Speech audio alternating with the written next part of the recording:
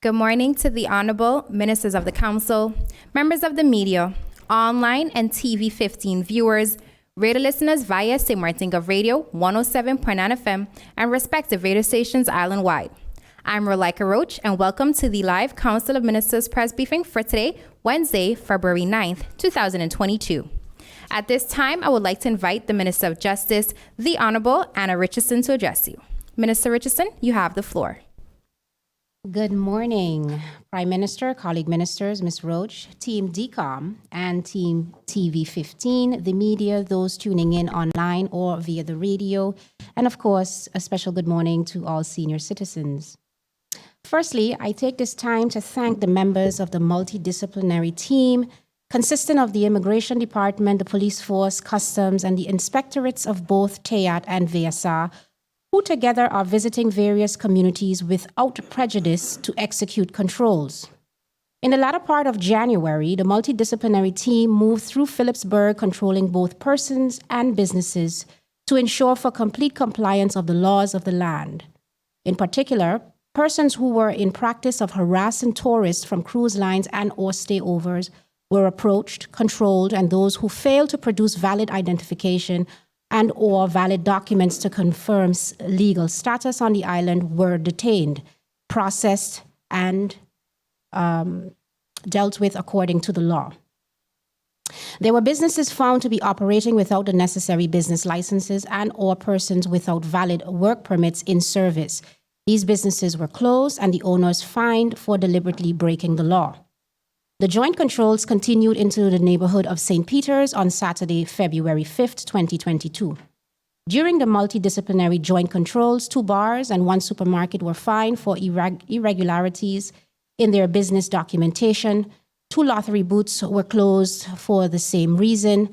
Additionally, the management of 3 of these businesses were summoned to the Ministry of TEAT on Monday, February 7th.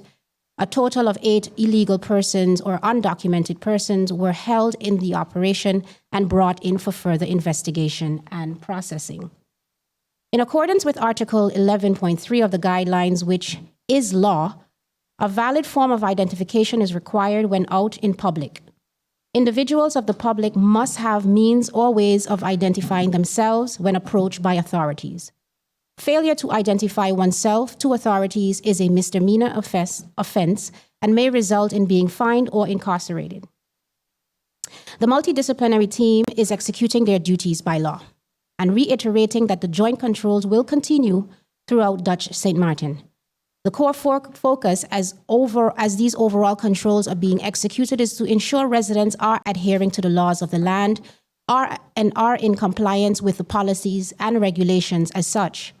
The general public is reminded to ensure they are all in possession of valid identification, residence and work permits where applicable. Please ensure that you are in possession, in possession of illegal substances, and that businesses can produce valid business licenses and all other relatable documents that are requested by the controllers upon request. I join the multidisciplinary team to say thank you to the community for their support and cooperation thus far. A message from the Immigration Department. The Admission Services of Immigration and Border Protection Services, IBP, is advising applicants that the online portal to upload supportive documents needed for their application has been enlarged. Some persons experience a challenge of having their documents accepted and submitted due to size limitations. This has since been remedied and you are asked to reapply. By extension, a help link has been added for you to click on, giving you quick response to provide assistance with the process. That's it from me at this time, Ms. Roach. Thank you so much for the opportunity. I remain available for questions. Thank you, Minister Richardson, for your opening remarks. At this time, I would like to invite the Minister of Public Health, Social Development, and Labor, the Honorable Omar Otley, to address you. Minister Otley, you have the floor. Thank you, Rolika. Good day to the members of the media, the viewing and listening public, and of course, my honorable colleagues. I would like to start today with a moment of silence for those that we have lost due to COVID-19. Thank you. Although we recorded 82 deaths it never gets old. It always hits as hard as the first one. My strength to the families. Unfortunately, we are dealing with a virus that the world has dealt with and the world has suffered with, and everyone has faced losses. Currently, we have 6 persons in the medical center. That was up to 7 p.m. When I got the update. There were 6 persons in the medical center due to COVID-19. Of that, one person is fully vaccinated. The rest, 5 are unvaccinated. We have 417 active cases. We are at a 6.9% threshold, meaning out of every 100 persons, there's no 6.9, so let's say about 7 persons are positive. And the WHO's threshold that we want to be is 5% or under. We were at 25% 3 weeks ago. So definitely we are on the right track. As for vaccinations, we still promote vaccinations. We promote the booster shot as we have seen it work. Out of the 82 persons that have passed, unfortunately, 5 were fully vaccinated and the rest, 77, were deemed unvaccinated. So we promote and push the vaccination. Some persons are asking, where can they get vaccinated? It's still at the Vineyard building. That's the CPS location from 8 to 3. So we urge everyone to come out, get vaccinated. Those who do not want to be vaccinated, we respect it, but we ask you to follow protocol, take care of yourself. We are now, I'm happy to announce again, we have signed the NCD Communicable Disease Advice, which will promote prevention. We will collaborate with SZV, and there will be more activities, more knowledge being shared on health awareness. So now is our time to definitely tackle the health, as COVID has exposed the weakness in our society. I would like to also touch on a bit our economy. We see from the latest reports that the Netherlands now have said that the current approach against COVID-19 is not sustainable for society and the economy. They're moving away from avoiding risks and controlling them in a way of, it's going to be a way of life. This is what we have been saying. This is what we have been preaching. This is what we have been preparing our people for. Sometimes when you are ahead, people think you are insane or you don't have compassion. But it's not that. It's the fact that I ask, and I always, week in and week out, I've asked the people of St. Martin to trust my judgment, trust the judgment of the government. And now we see the rest of the world is actually following each and everything that we have done, from vaccinated people being able to come, from removing protocols, from not rushing to shut down, to opening up. So with that being said, I will stick to the phase approach for now. If it continues in this fashion, which we see we have 6 hospitalized, I can announce that if we continue in this fashion, we can see an extension in the nightlife to 1 a.m. by this Friday, if we continue in this fashion. However, I must state that due to our normalcy trajectory, if we make it to phase 1, which is 1 a.m., my plans are to eliminate phase 2 once and for all, which means if we continue in this trajectory and we go to phase 1, there will no longer be a phase 2, which is 11 p.m. We are moving forward. We have to move forward. I will not take the drastic approach like the rest of the world and just open overnight, but we will move forward. So again, just for all the news medias, and I want you to quote me correctly, if we continue in this trajectory, which is a positive trajectory, by Friday we are expected to be at 1 a.m. If we make it to the 1 a.m., we will eliminate phase 2 of the approach, meaning scaling back to 11. We are moving forward towards normalcy.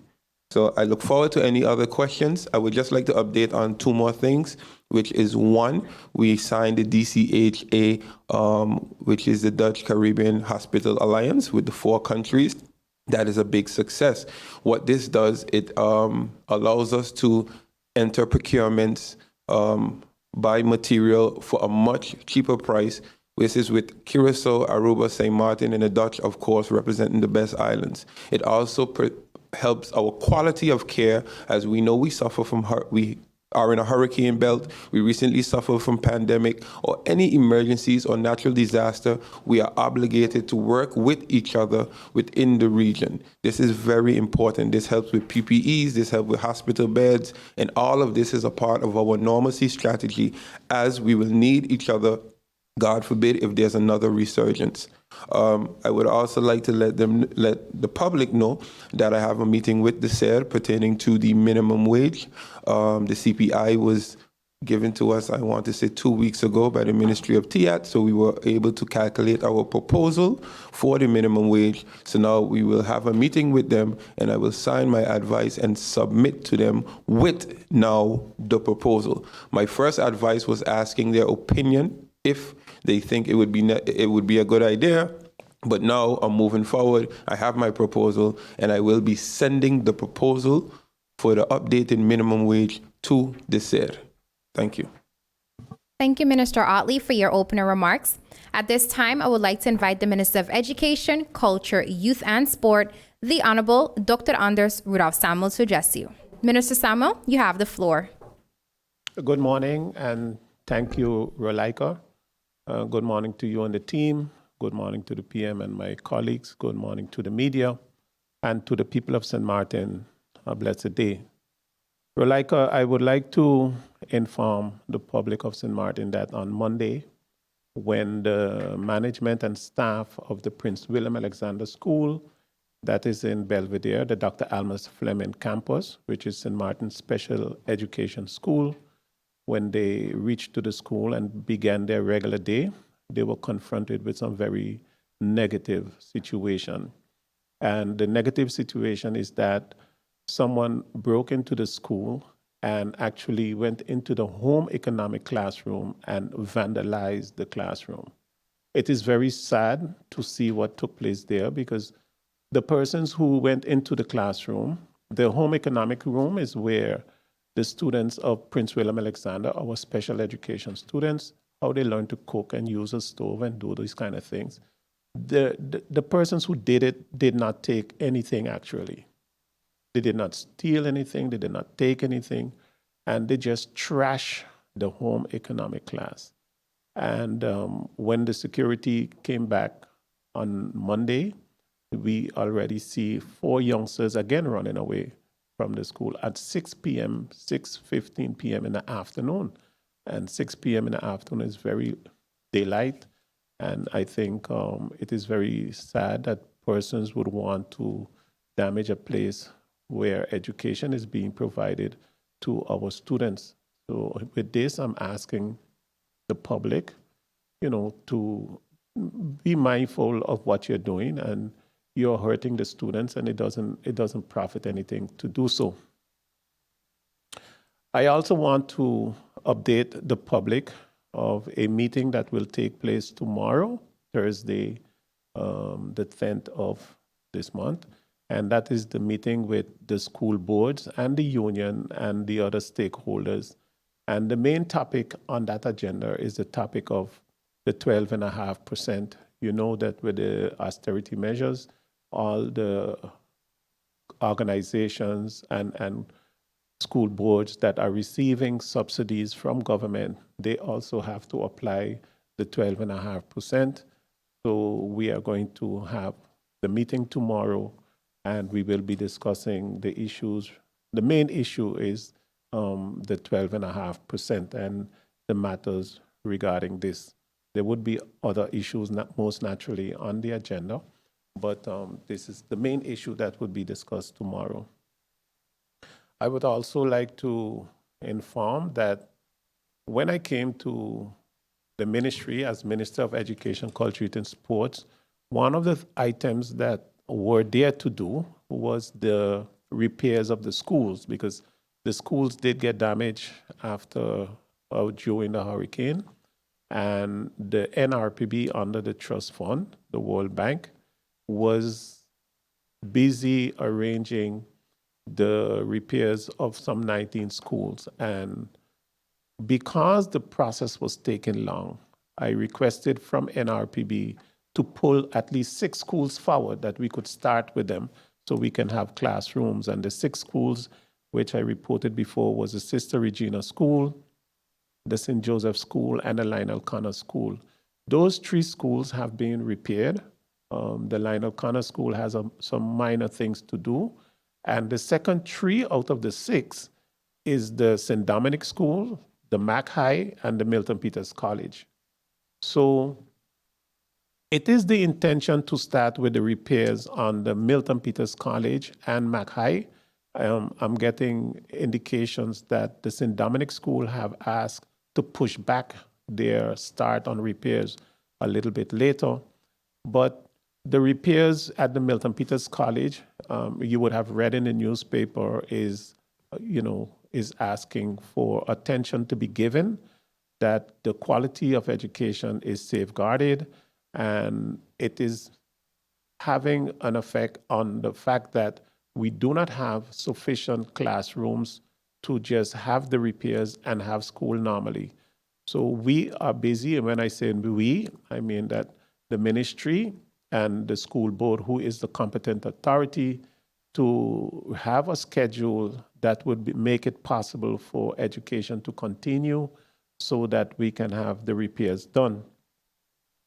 The way how the schedule look at the moment, it is something that we have done before. I think it was done after the hurricane with the Academy School. When the repairs there also had to be done, school was done in the afternoon, so you had morning sessions and afternoon sessions. I understood that there were also sessions on Saturday. Important is that we make sure that the students are prepared and ready for when exams come. It is intention that the repairs at Milton Peters College will take some 9 months, and barring that there are no delays, because those things can also happen. We don't know how the weather is always, but I am still in discussion to have a final decision as to how the approach with the school will take place. And when that final decision is made, I will communicate this to the competent authority, which is the school board, and also to the public. I thank you. Thank you, Minister Samuel, for your opening remarks. At this time, I would like to invite the Prime Minister and Minister of General Affairs, the Honorable Silvera Jacobs, to address you. Prime Minister Jacobs, you have the floor. Thank you so much, Rolika. Good morning to you. Good morning to my colleagues. Good morning to the members of the media. And of course, a special good morning and welcome to the people of St. Martin. I must say that it's always a pleasure for me to be here on a Wednesday to share with the public. Yesterday, on February 8th, I had a courtesy visit from the Lions Club District Governor, Mr. Claudio Buncamper. During his visit, he was able to highlight his travels to the various countries. The last time I had such a meeting, it was with someone else, but St. Martin now can boast of having a district governor in the Lions Club as well as in the Rotary Club, having the regional director as well, in person of Mr. Waver. So actually, tiny St. Martin is making many strides. I think this is the 4th district governor that is from St. Martin. And from here on, he will also move up to the next level after his stint as district governor is finished. Continues to highlight the need for social clubs, for community clubs to continue to do what they do. And government, of course, is very happy and grateful.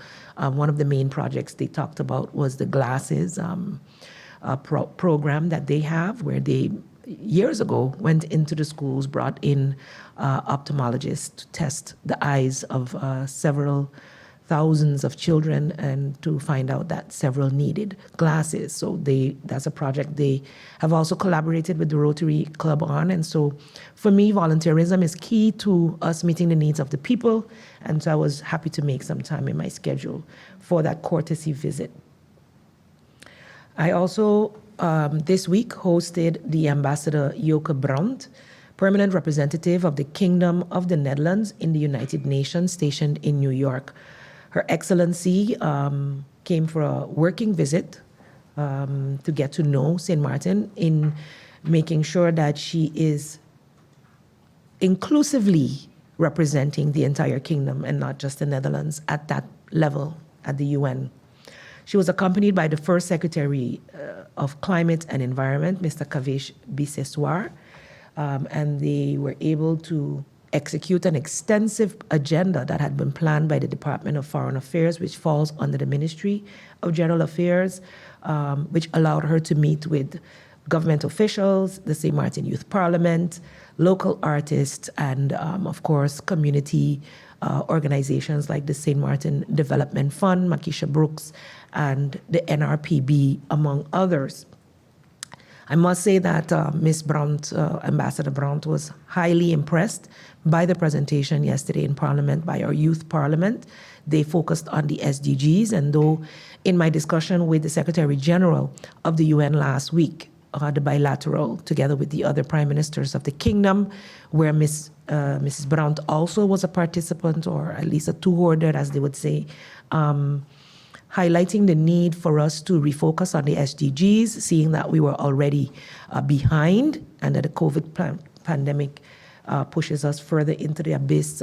It was good to hear the students' suggestions and solutions yesterday, and we will continue to have that dialogue with Foreign Affairs Department, the youth, as well as the presentations that were made by the various artists at the reception last evening.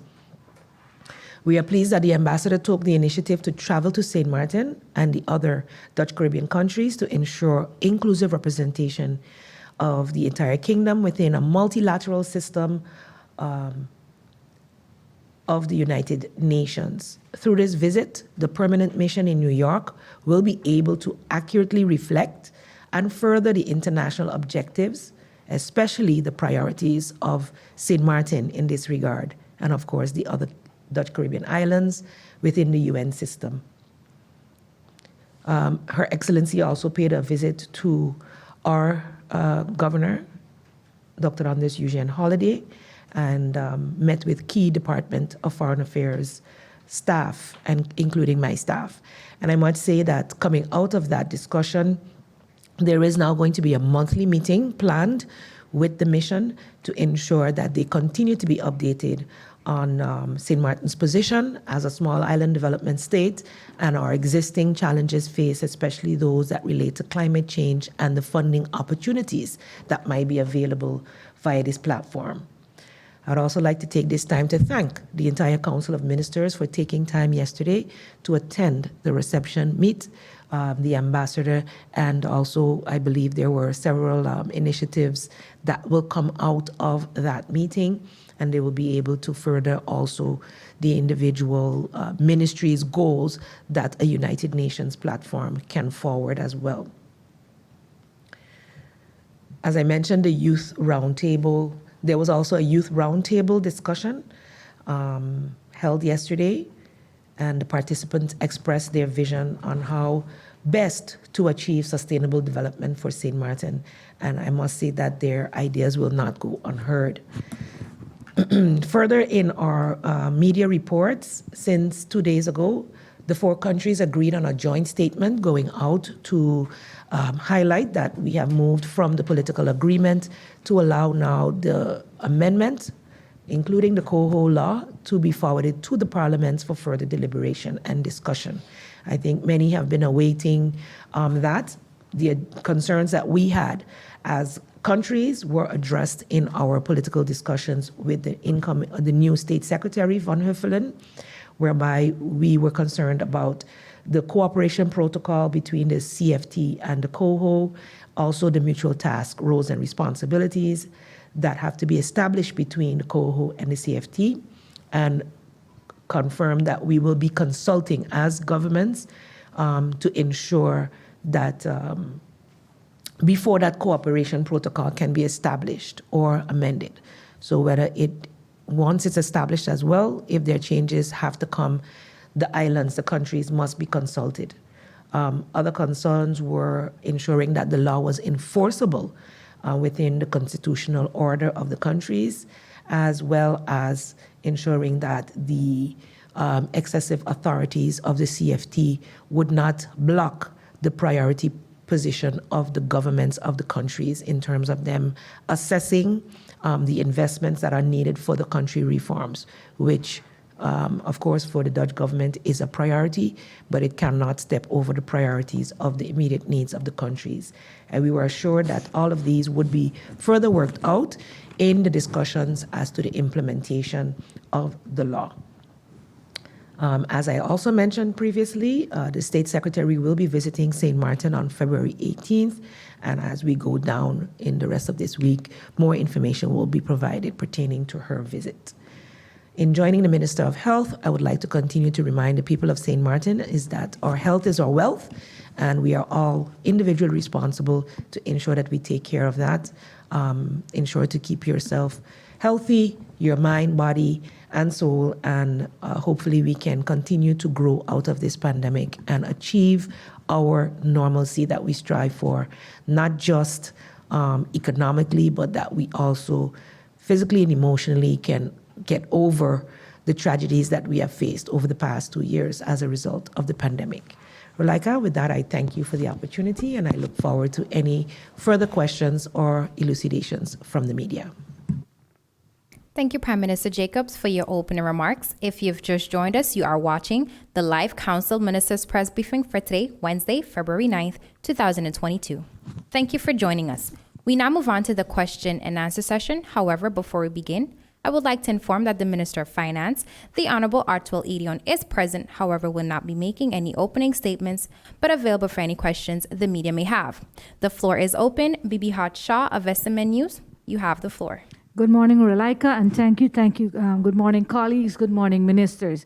Minister of Finance and Minister now responsible for VROMI, since we do not have the VROMI minister here. Minister, I have a two-part question for you, and I'm going to give it to you, even though you may not have the answer. I'm expecting to get this answer in writing. Minister, there is a judgment. I don't even know if to call it a judgment or an agreement between the prosecutor's office, the Attorney General, and the Law Enforcement Council since 2018, when the Larry Marr investigation was taking place, whereby Wynwood Roads were condemned to 2 million guilders for their involvement in that corruption case.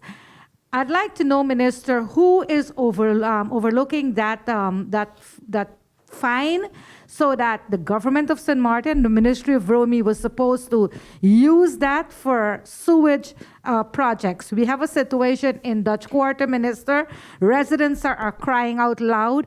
This project is trending for years. Why is it government is not using this fine at least to fix the Dutch Quarter situation?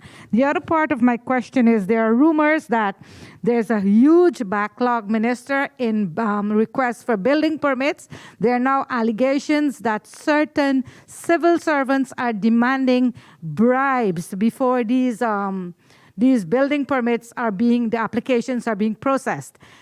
Can you tell me if you as the minister now in charge of VROMI are aware, or if the minister of VROMI is aware, and if this situation was brought up in the Council of Ministers? Thank you for your question, Ms. Shaw. In regards to the fine, the Larry Marr case, it was almost as if you were in one of our meetings we had last week. It was Prime Minister? This week? Last week? Yes. That's last week, Wednesday, I believe, yes. I called for a meeting, actually, between the Ministry of Azat and the Ministry of VROMI and myself to look at possible solutions for the Dutch Quarter situation. In addition to that, also the situation with Wimmer Roads and the case. I will say that VROMI was already has been already in the process of dealing with the assignments of the sewage and so forth. So that was being worked on, and I believe already in process in certain areas. So it isn't that it was stagnant and not moving, no. It's also in sections. It's not one whole project. It's just, I believe, 4 different sewage projects. Illich Road, I believe, Suck Gardens, 4 different projects. So that process already has started already. It wasn't something that was stagnant. But yes, the discussion has come forward. We've had a meeting. I don't know if someone from that meeting also notified you, but yes, we did specifically had a meeting on that topic. So we are looking at other possibilities of financing or funding the Dutch Quarter situation. It has had the attention of the both ministers of AZ and the Minister of Rummy for a while now. I stepped in now also to try and remedy the situation in terms of how can we continue to find funding for the situation, the unfortunate situation.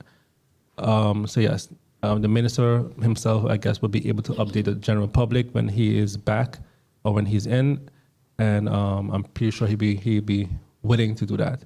In addition to the bribes at the permits department, obviously, if that had our attention, it would have been addressed already. But again, I will ask the public to, if you have been bribed or have had an unfortunate situation with any person or individual that deals with permits at any of our ministries, please come in and report it, and it will be dealt with as swiftly as possible. That is not something that we will accept as a government, and I'm pretty sure the minister will not accept that either. It hampers the integrity, and it also then hampers the progress for other building permits and so forth. So yes, please, if you personally know also, I look forward to seeing an email with the individuals and the proof, and we will handle as swiftly as possible. Thank you, Minister Edion, and thank you, Bibi. I would now like to invite Rav Kantav of Phillipsburg Broadcasting. You have the floor. Thank you, Ms. Roach, and good morning to everyone. My question is for Minister of Education, Minister Samuel. And my question is, can you provide us with an update on the special needs education policy, as far as when is it expected to be finalized, and what would be the key elements the policy will contain to fulfill the development of children in need of special ed? Thank you. Thank you, Mr. Kantav, for the question. The policy on the special needs education, indeed, it should be finalized by now or being finalized, because it was being worked on and that was the trajectory.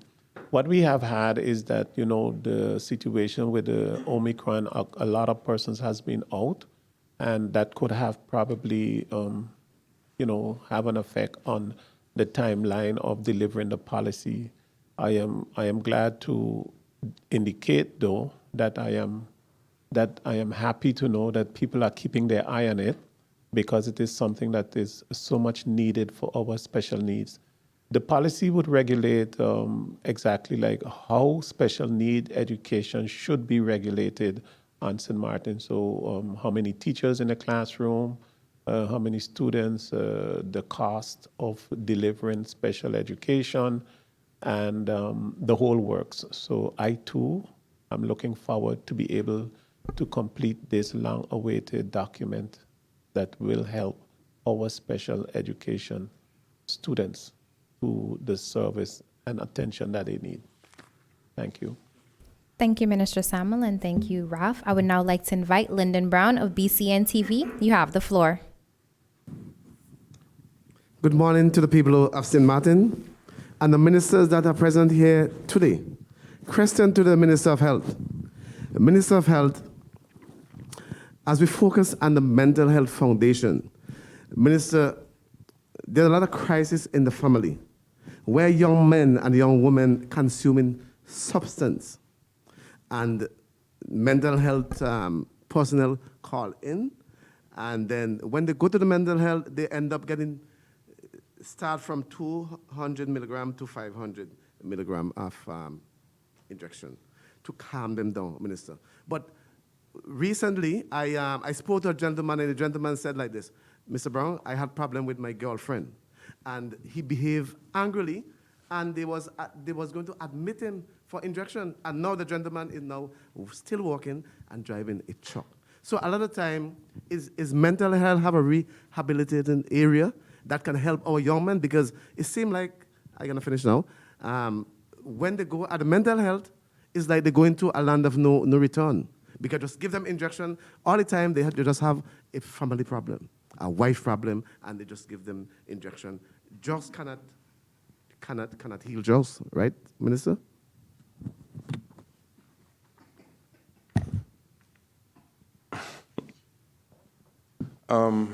Correct.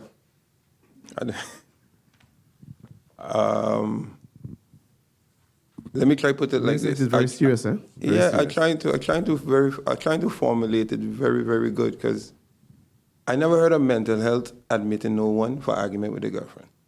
That's number one. So since we're talking serious, when we come on the floor of press briefing, let's bring facts. Let's not bring rumors and stuff. Number two, it's a procedure, it's a process. Even when someone is admitted for a cassette, a doctor needs to assess that person.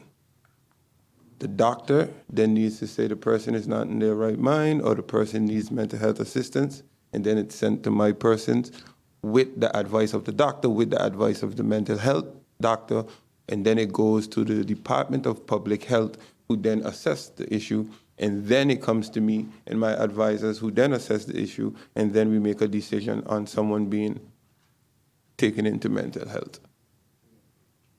So I'm trying to understand, it's two things. Family issues and people having depression at home is very serious.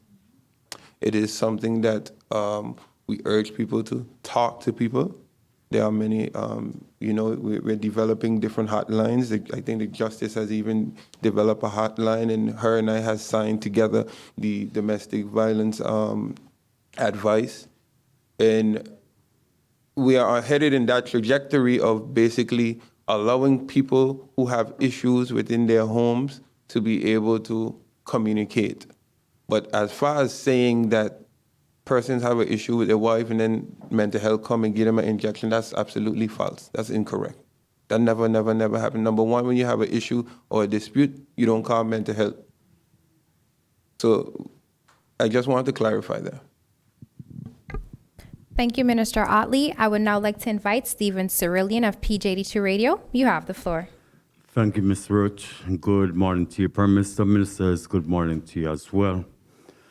My question is for the Minister of ESL, and if I may divert your attention to the labor market minister. The ministry has been holding a series of job fairs to help with the unemployment situation on St. Martin. Can you tell us as to what success there has been with those fairs, Minister? Thank you. We have hosted 2 job fairs thus far. We have did it with the St. Martin General Hospital, in which a meeting, I was updated last week, but throughout the whole saga with the accounts and so forth, that had the priority.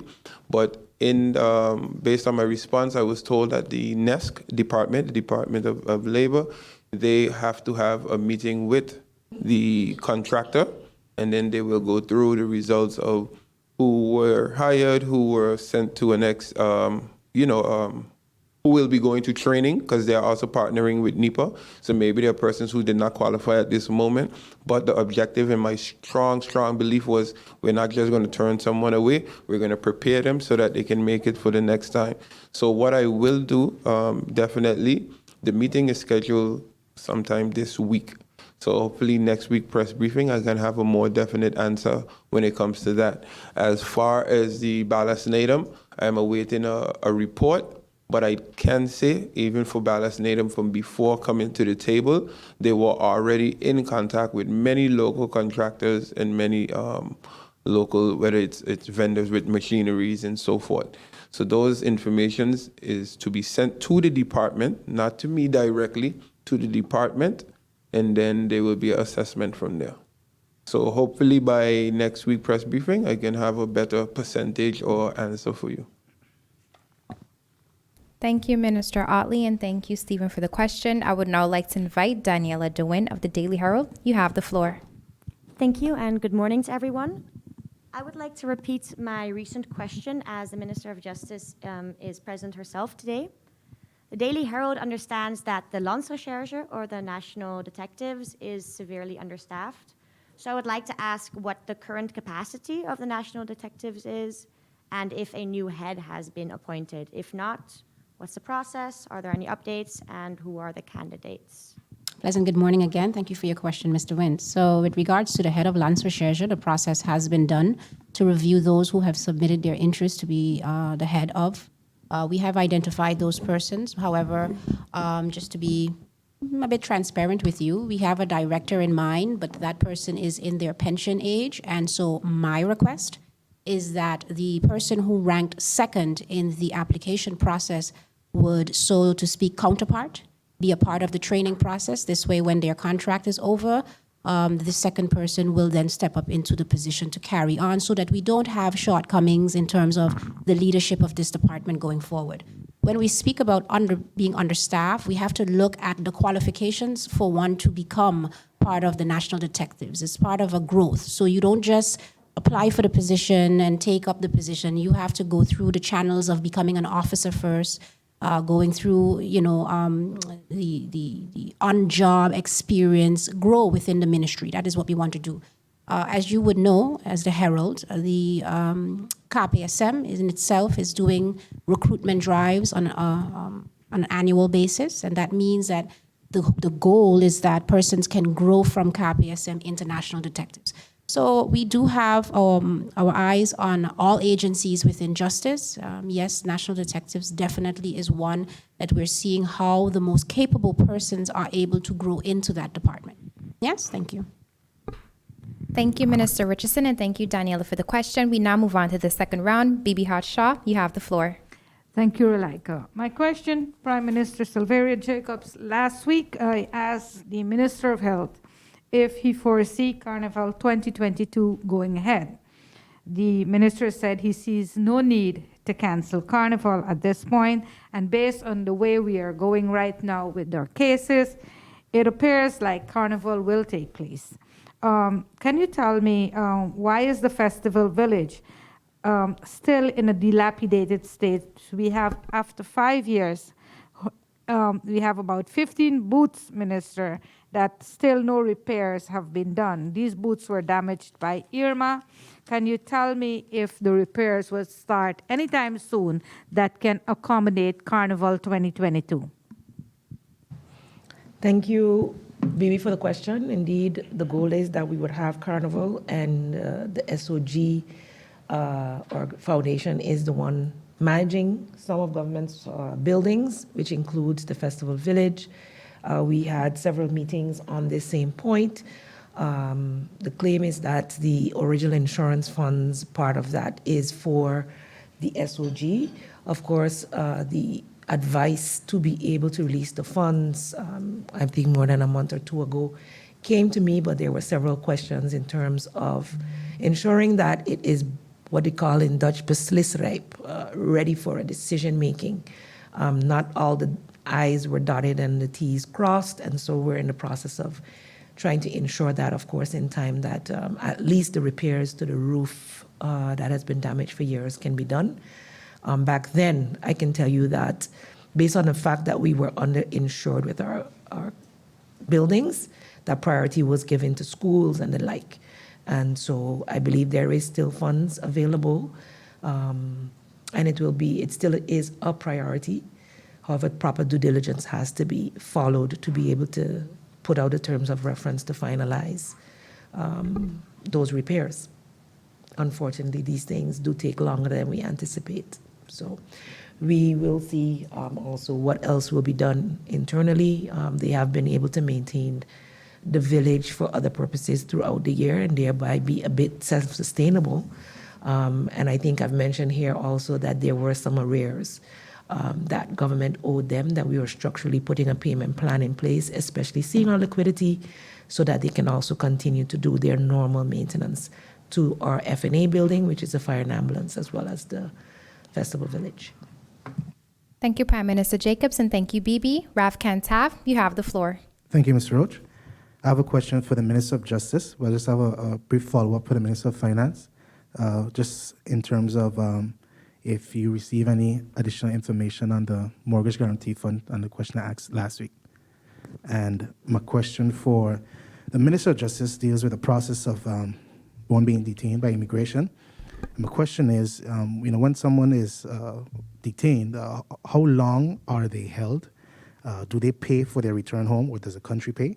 And are they allowed to take belongings that they garnered here with them? Thank you. Good question. Thank you, Mr. Contev.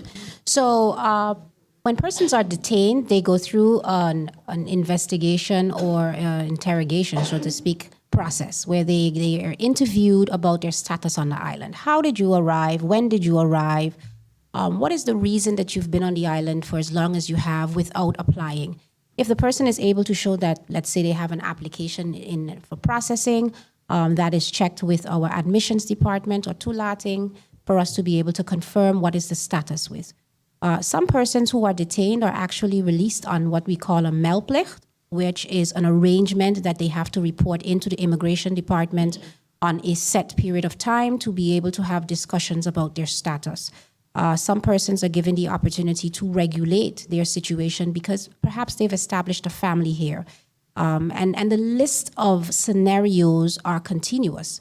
We have persons, though, that we would just tell us that, yeah, they've just been living here, they find odd jobs where they can, and they had no intentions on applying for residency.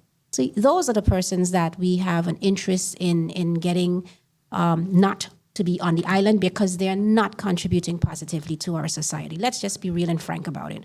There are persons here as well who are living on the island for many years, working for companies for many years, and they will tell you in tears the companies refuse to file for them. This is wrong. This is abuse. And I think that too often the criticism that comes with these types of controls overlooks the persons who are treated unfairly. I'll be nice. Unfairly. And we have to tackle that. We have to address it because it's unfair to them. You have persons who are receiving pay slips. And I might be going way off of what you even asked me, but I'm going to take the opportunity to be able to be as open and direct about what we are encountering. There are persons who are receiving job letters and pay slips and coming to apply, and we say, but by rights and by law, you should have your employer apply for you. They would cry and say, yes, I've asked my employer for years. They're underpaid because it's abuse. The employers are refusing because they believe there are no consequences, and that must change. The issue that we have on St. Martin is lack of compliance.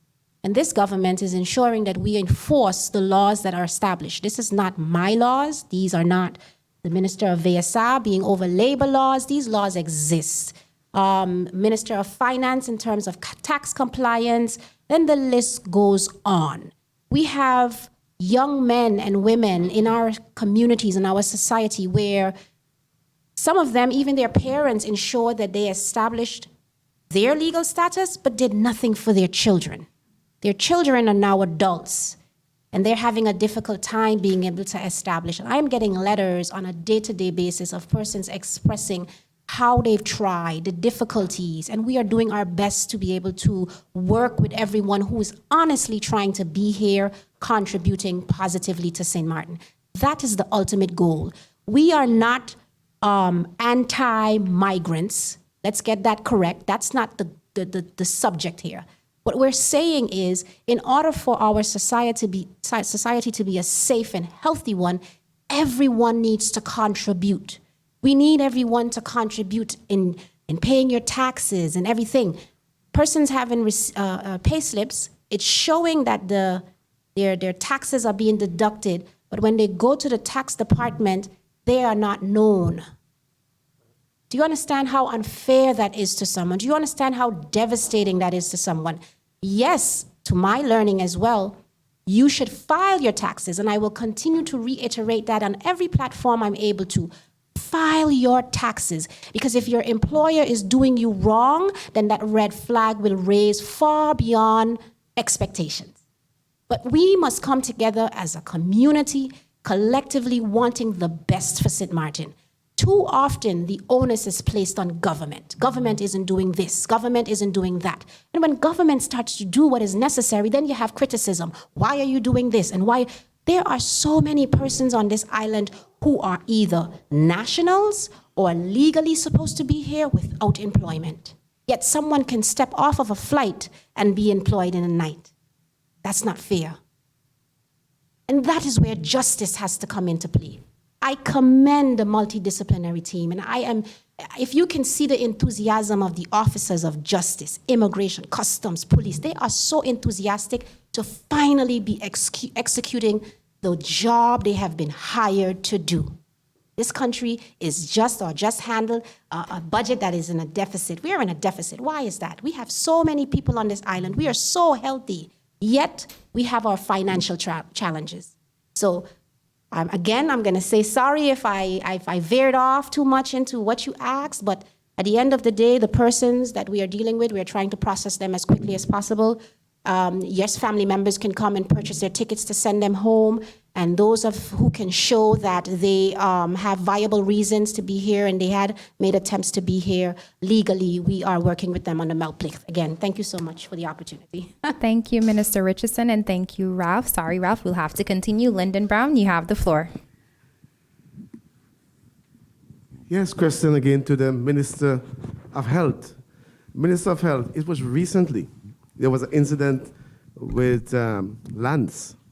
Lance, the Rasta man who passed away in the hands of the mental health. Oh, they were here. He was a patient there. And other people, Minister. And you said recently, investigation is taking place. And up to now, we haven't heard nothing. Now, Minister, I know a lot of things, but this is not a platform. This is a platform of information. So I'm being disciplined. So, but I've been encountering a lot of people right now. Right now, a gentleman said, my son, he used substance. It seemed like I got to go and speak to him just after because it's flaring up.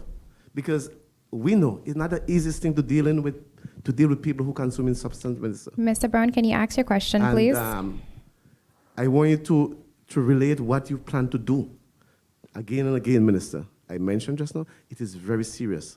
We ain't gonna wait until we hear a father kill their son and a son kill their parents to do something, Minister. Again, and I said, it's very serious. Thank you.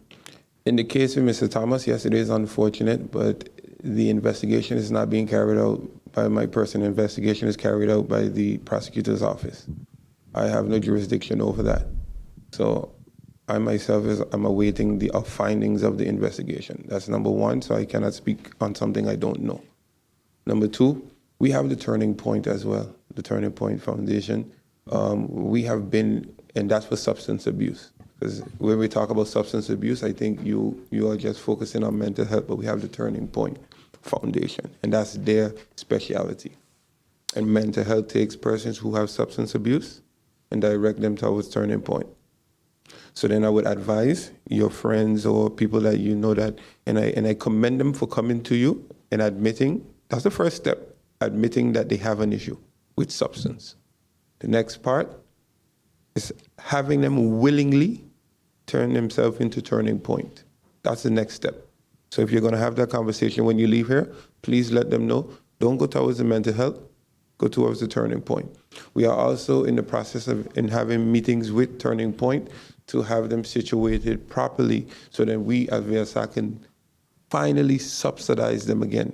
As we can see in the budget, the Minister of Finance made an amendment to allow the subsidy that would have probably been hindered from going towards Turning Point this year. We put it towards justice, so justice can allocate towards Turning Point to help improve all of this. So there's not only mental health, there's also Turning Point for substance abuse. So there you go. And for anyone at the sound of my voice, if you are suffering with substance abuse, I encourage you. First step is admitting, and I commend you for that. And the next step, feel free to attend the Turning Point Foundation. They will definitely assist you. Thank you, Minister Otley. I would now like to invite Stephen Cerulean of PJD2 Radio. You have the floor. Thank you, Ms. Roach. My question is for the Deputy Minister from me. Mr. Your colleague recently stated that the bidding process for the demolition of the post office and the Sarum building, as well as the government building, has been completed.